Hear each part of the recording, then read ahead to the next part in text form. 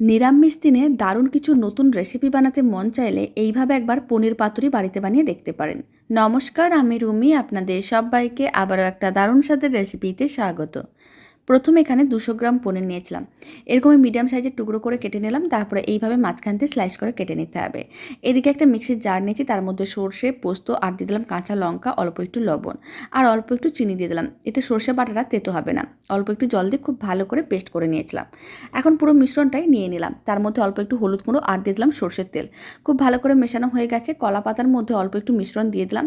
তারপর একটা পনিরের টুকরো দিয়ে আবারও অল্প একটু মিশ্রণ দিয়ে ভালো করে এইভাবে কলা পাতাটা আটকে নিতে হবে। তারপর একটা সুতো দিয়ে ভালো করে বেঁধে নিয়েছিলাম। এখন একটা তাওয়া নিয়েছি, তাওয়ার মধ্যে অল্প একটু সর্ষের তেল ছড়িয়ে দিয়েছিলাম। তারপরে পাতুরিগুলো এইভাবে ঢাকনা বন্ধ করে 2 মিনিট রান্না করে নিয়েছিলাম। 2 মিনিট একটা দিক রান্না করে নেওয়ার পরে উল্টে পাল্টে দুদিকে বেশ লাল লাল করে ভেজে নিয়েছিলাম। দারুণ স্বাদের পনির পাতুরি একেবারেই রেডি। গরম ভাতে খেয়ে দেখতে পারেন, খেতে বেশ ভালো হয়।